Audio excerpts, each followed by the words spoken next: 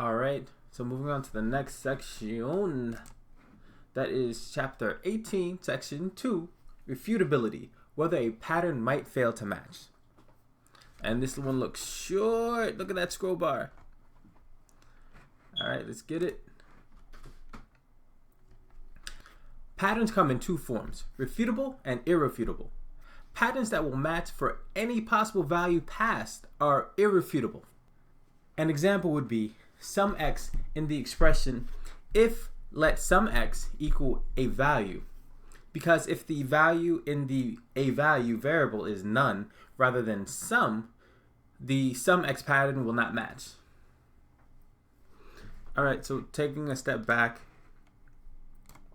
they're pretty much going over two different types of patterns. Some are refutable, some are irrefutable.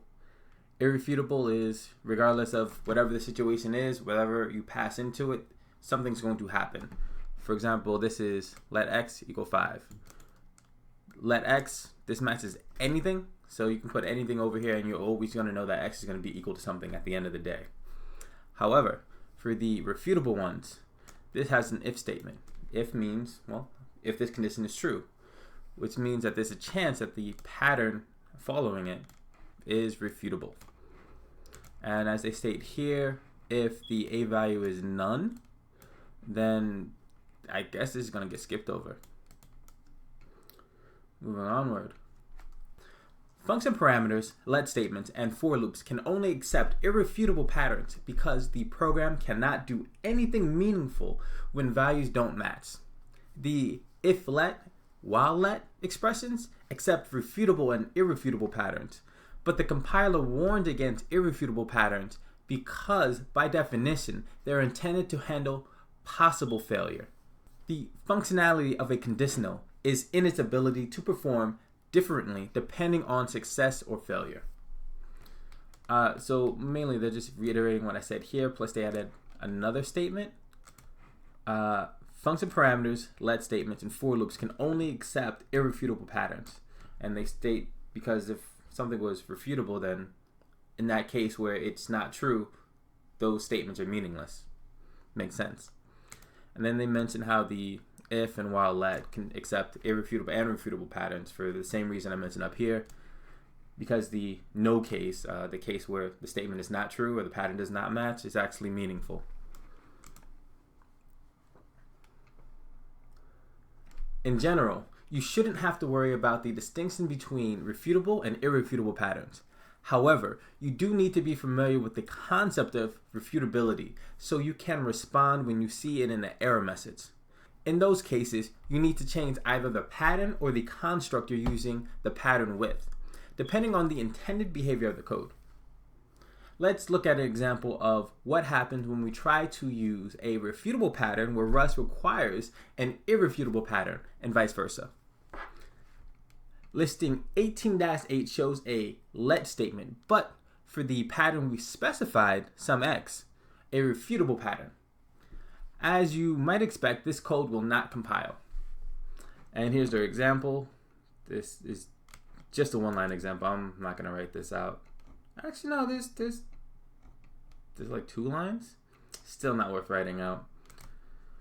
So they have let sum x equal some option value. Which earlier they showed it can be none in the none case. Well, that was an if let, but more or less the same. This is a refutable pattern. It doesn't always have to be true. If some option value was a none value, it would fail to match the pattern sum x, meaning the pattern is refutable. However, the let statement can only accept an irrefutable pattern because there is nothing valid the code can do with a none value. At compile time, Rust will complain that we've tried to use a refutable pattern where an irrefutable pattern is required. And this is the error message they have stated. Refutable pattern in local binding. None not covered. Not covered? That's some weird wording. Okay. And then they just have it here. More or less, it seems as though they just want us to be able to recognize this error and why it happens so that we can avoid it in the future. Continuing onward. Because we didn't cover and couldn't cover every valid value with the pattern sum x, Rust rightfully produces a compile error. I see. So this error is alluding to that the fact that this is exploiting the refutable case, or the case that is not covered in the statement. One thing I am curious about is whether or not, if this value was something, would this work? That I have to test out. Let's pull up the editor.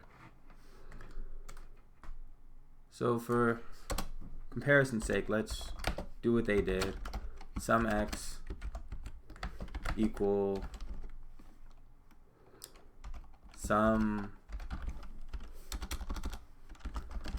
option value, right? And then let's say that the sum option value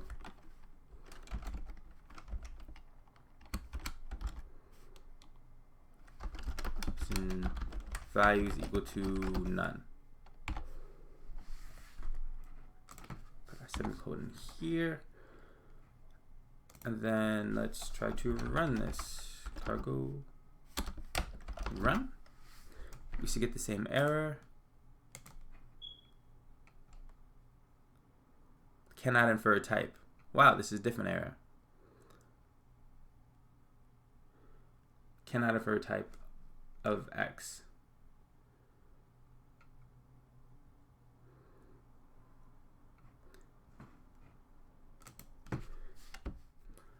But that is not what I'm testing. What I want to see is if this equals to something. So let's say 5. Would this still break?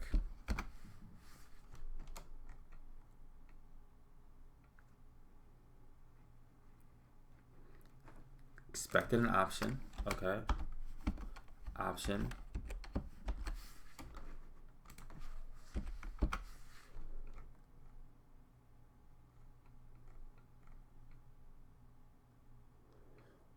Expected function tuple struct or tuple variant for enum option. I am having a really hard time trying to reduce this error. I'm not even sure how they did it. And they don't have the full code here, so I don't know. We're just gonna have to continue. I don't know. Luckily this isn't all that core to the language, but it doesn't seem all that important. Just something we should know. Anyway, moving onward. To fix the problem where we have a refutable pattern where an irrefutable pattern is needed, we can change the code that uses the pattern. Instead of using let, we can use if let. Then if the pattern doesn't match, the code will just skip the code in the curly brackets, giving it a way to continue validly. Listing 18-9 shows how to fix the code in listing 18-8. And all they did was add an if, because this could possibly fail. And then it will just skip over this section.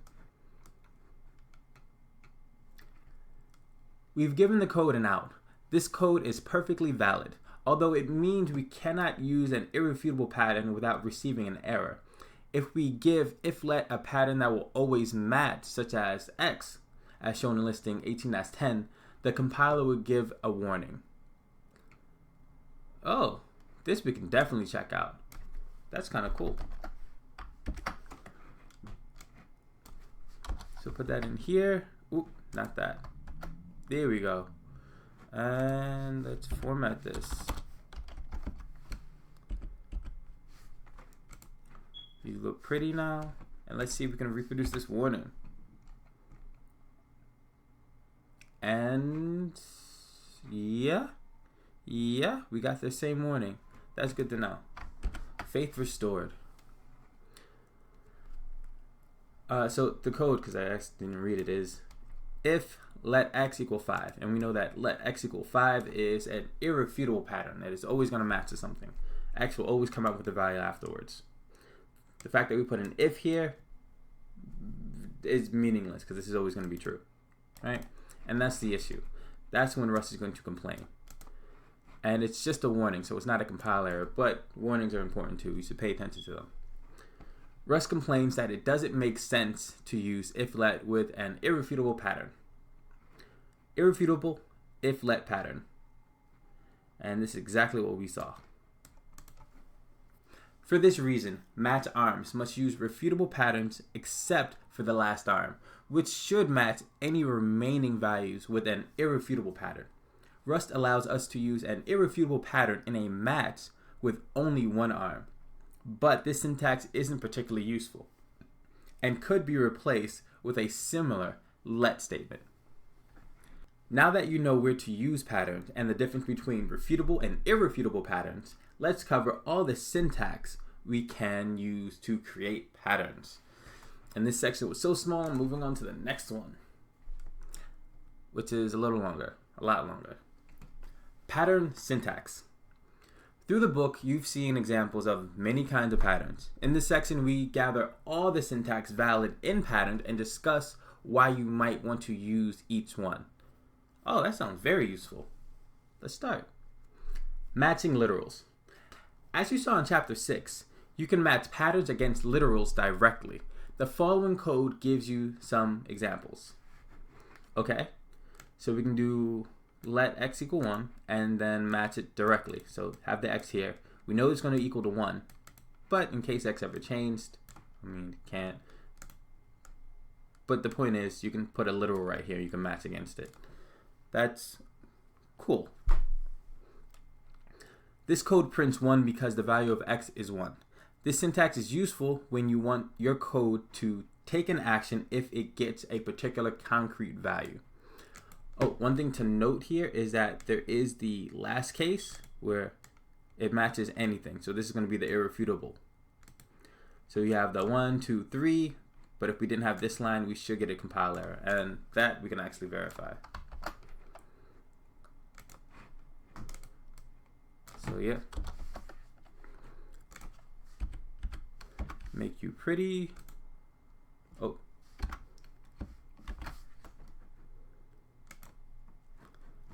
and run. So no issues there. Printed out 1, and if we got rid of this line, I guess we keep that.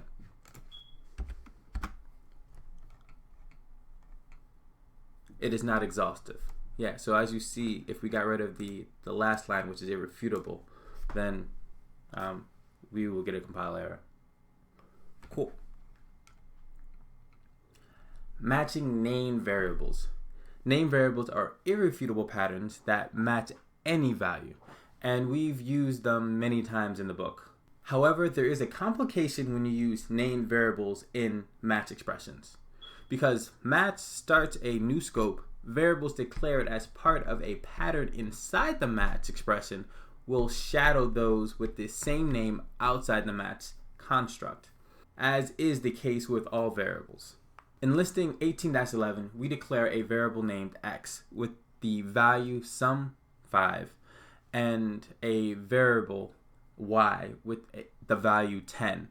We then create a match expression on the value x. Look at the patterns in the match arms and print line at the end, and try to figure out what the code will print before running this code or reading further. That was a lot of words. Let me just look at the code. What did they say? So we have a main. We have let x equal sum5. Cool. Let y equal 10. Sure. We're doing a match on x, which is a literal, well, not a literal, it's an option. So we have sum 50. If the value inside of sum is 50, we print this. Sum y, I see. So this is the value that's going to be shadowed seemingly. And match y, and they're going to print out y. And then I have the default case, because I guess they didn't cover the none case. Okay. And then at the end, they're going to print out x, and they're going to print out y. I see. So in here, we're going to show that y is equal to 5. But here, should it be 10? It probably should be 10. Let's find out.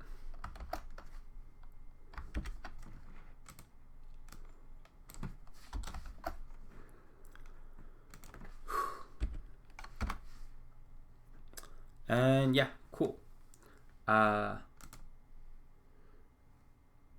So So we see here that it matched y is equal to 5 because it shadowed this variable, which was inside of here, which is what they were stating there, but there was just a lot of words and like variables, and it was confusing to me, and I read it.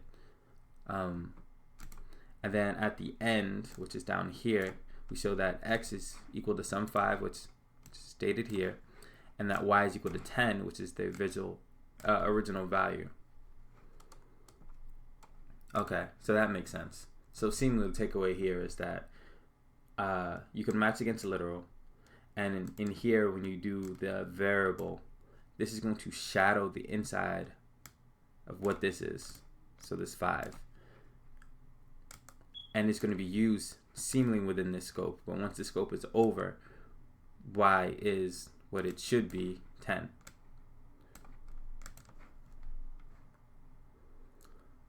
Cool. Let's see what they have to say. Let's walk through what happens when the match expression runs. The pattern in the first match arm doesn't match the defined value of x, so the code continues.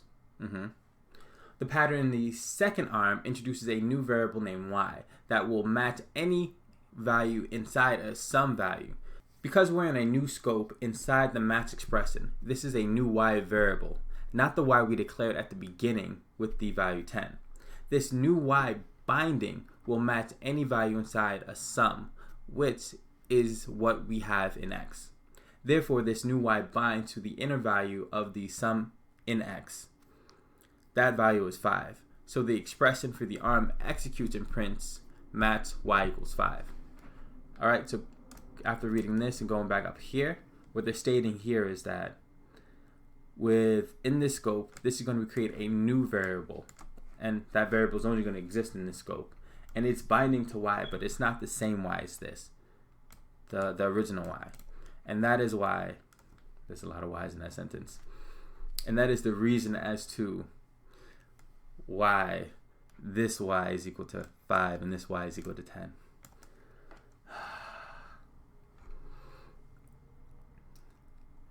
If the x had been a none value instead of sum 5, the patterns in the first two arms wouldn't have matched, so the value would have matched to the underscore. We didn't introduce the x variable in the pattern of the underscore arm, so the x in the expression is still the outer x. That hasn't been shadowed. In this hypothetical case, the match would print default case x equals none. And though I failed earlier to try to do a none case, let's try again. Can I just type none? Will that work? And this time it did. Huh, I must have just did something silly last time. Okay. The default case, x is equal to none. And yeah, just like they said. Faith restored. When the match expression is done, its scope ends, and so does the scope of the inner y. The last print line produces at the end x equals sum 5, y equals 10. To create a match expression that compares the values of the outer x and y rather than introducing a shadowed variable, we would need to use a match guard conditional instead. We'll talk about match guards later in the extra conditionals with match guards section. How much later is there? This is chapter 18. I'm like, ooh. Okay. We'll talk about it later. What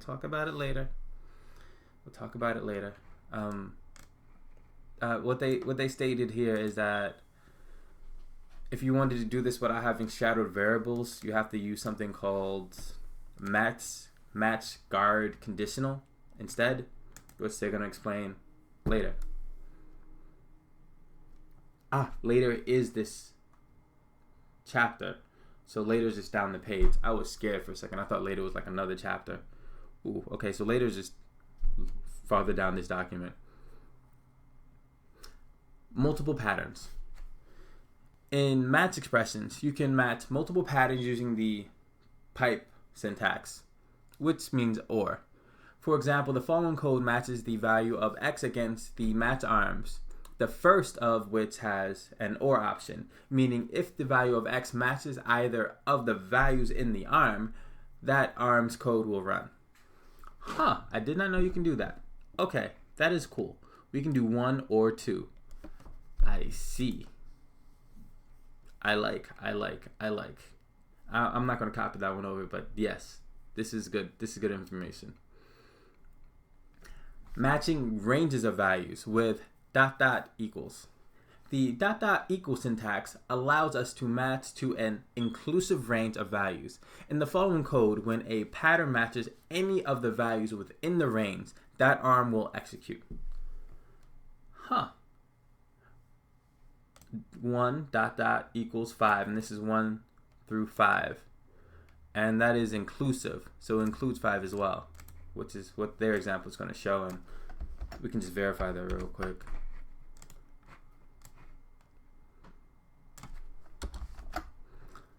And format U, run U 1 through 5. Cool. I really like that as well.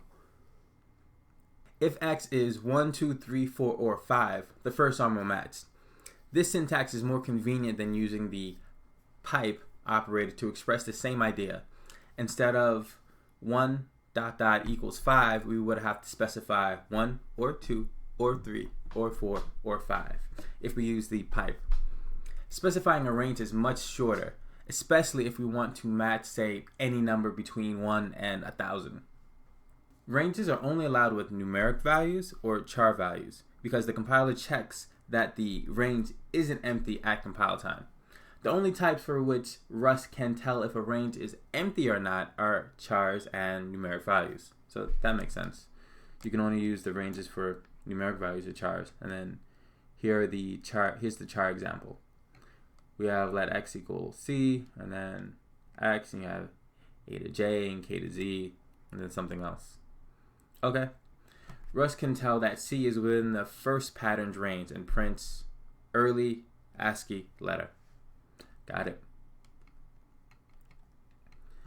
Destructuring to break apart values. We can also use patterns to destructure structs, enums, tuples, and references to use different parts of these values.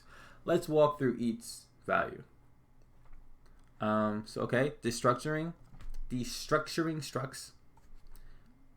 Destructuring structs, listing 18-12, shows a point struct with two fields, x and y, that we can break apart using a pattern with a let statement. So if I'm reading this correctly, we have a point which has x and y, right? They're internal values, not public at all. Then in main, we create a p, which is going to be our point. We give it 0 and y. And then here we say let point x, a, y, b. And we're seemingly assigning a to be equal to x and y to be equal to b. And then we have access to a and b because they're in this scope. Like this is sort of weird in terms of destructuring. I haven't really seen it like this before. Let's verify this works.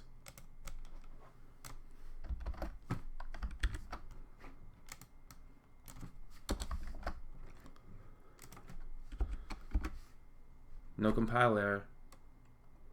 So yeah, this is a thing. How do they explain it? This code creates the variables a and b that match the values of the x and y field of the p struct. This example shows that the names of the variables in the pattern don't have to match the field names of the struct. But it's common to want the variable names to match the field names to make it easy to remember which variables came from which fields. Okay? Because having variable names match the fields is common, and because writing let point x colon x comma y colon y equal p contains a lot of duplication, there is a shorthand for patterns that match struct fields. You only need to list the name of the struct field, and the variables created from the pattern will have the same names. Listing 18-13 shows code that behaves in the same way as the code in listing 18-12, but the variables created in the let pattern are x and y instead of a and b. I see. So here's the same code for the most part, with the exception that this has to be X and this has to be Y now instead of A and B. And it does the same thing as above. So this is seemingly a common pattern, and it allows you to take the values of a point or a struct and then distribute them against new variables, or instantiate new variables with those same values. So you have X and Y. I can understand why the shorthand exists. It just seems weird. I don't really see this in other languages. At least I don't see it in Python. Definitely not.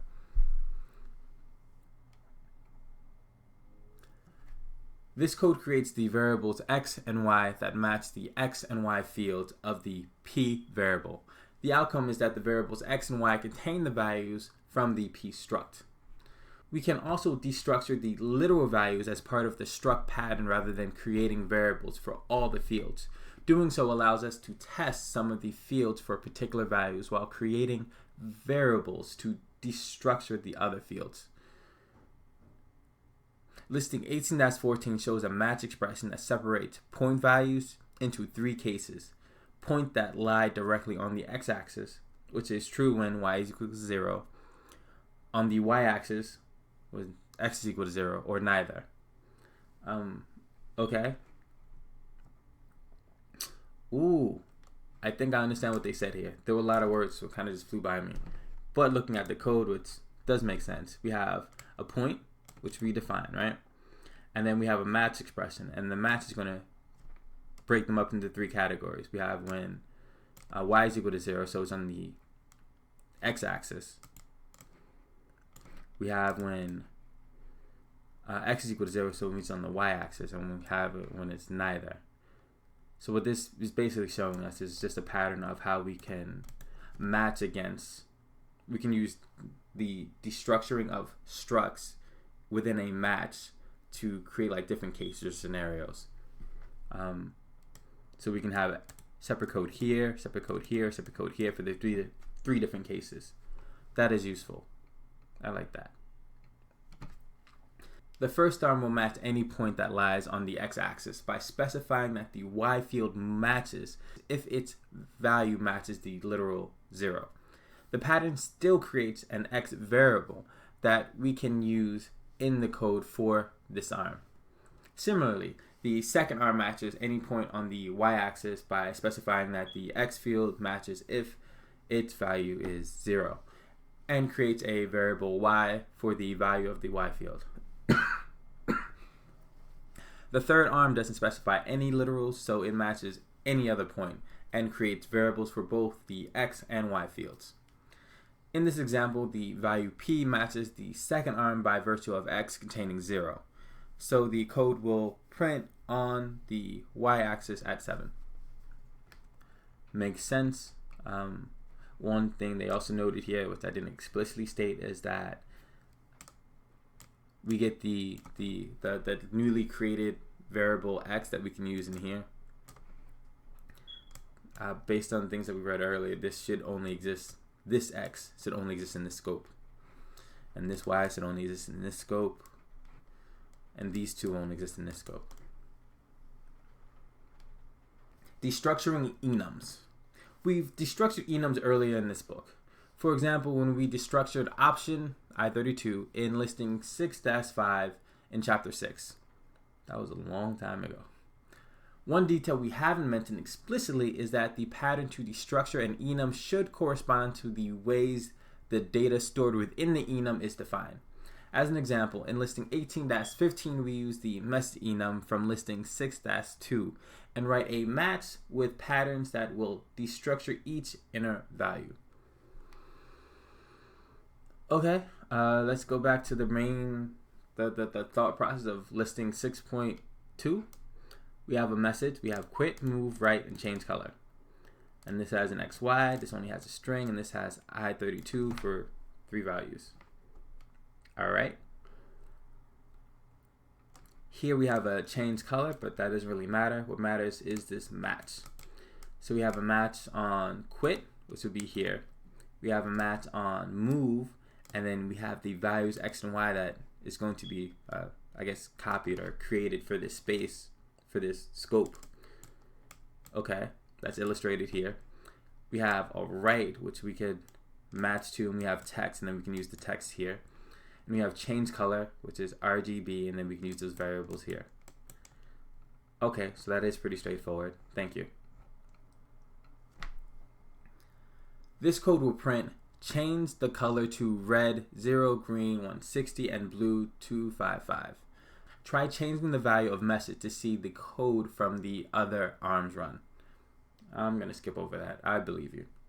For enum variants without any data, like message quit, we can't destructure the value any further.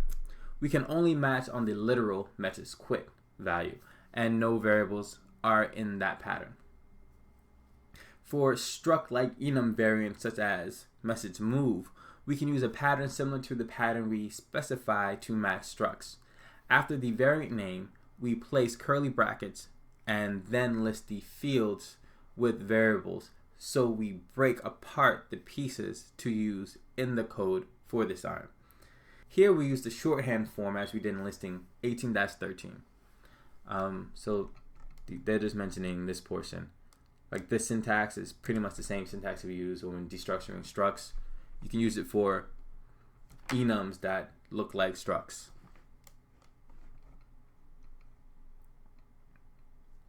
For tuple-like enum variants, like message right that holds a tuple with one element and message color that holds a tuple with 3 elements, the pattern is similar to the pattern we specify to match tuples. The number of variables in the pattern must match the number of elements in the variant we're matching. So they're talking about right and change color, which we see right has its tuple of 1 and change color is a tuple of 3. And one reason that you know it's a tuple is because they don't have assigned variables. And the syntax is different, the way it's written, like curly brackets versus smooth parentheses. But yeah.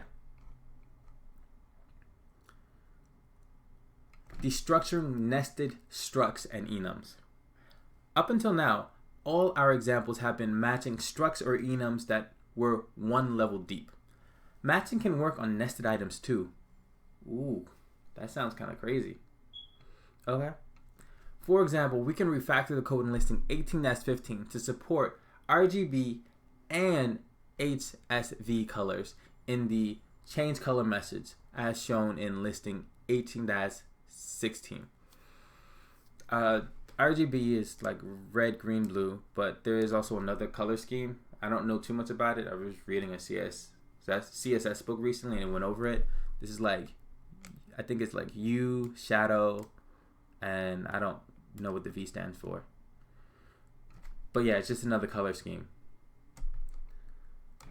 So we have color, we have RGB, we have Hsv. They are both tuples with 3 elements. And then we have the enum message, and we have change color, which is takes in a color. So change color, and this is the nested color, which is also enum. So now we have an enum with an enum. Cool. And then we have the change color, right? Which also has the color enum in it, which is Hsv. And here we have the match. So we have the match in the first one, and then we have color RGB. So we just write it out explicitly all the way through, seemingly. So this would be the RGB arm, and then here is the U arm. And then here's everything else, which is the quit, move, and write. Okay, that makes sense. Just be explicit, and you can have nested enums in your pattern matching. Cool. The pattern of the first arm in the match expression matches a message change color enum variant that contains a color RGB variant. Then the pattern binds to the 3 inner I32 values. The pattern of the second arm also matches a message change color enum variant, but the inner enum matches the color Hsv variant instead. We can specify these complex conditions in one match expression, even though 2 enums are involved. The next portion, destructuring structs and tuples. We can mix, match, and nest destructuring patterns in even more complex ways. The following example shows a complicated destructure where we nest structs and tuples inside a tuple and destructure all of the primitive values out. Okay, let's look at this. Let's look at this side first. We have a tuple, and within the tuple we have a tuple with 3 and 10, and the next value is point and has x and y. And then when we destructure it, we have feet and inches, so 3 feet, 10 inches. And then we have point, x, and y, which is going to be 3 and negative 10. This code lets us break complex types into their component parts so we can use the values we're interested in separately. Destructuring with patterns is a convenient way to use pieces of values, such as the value from each field in a struct, separately from each other. Whew. Okay. And looks like we have a transition now. We're no longer destructuring things, we're now going to ignoring things. Got it.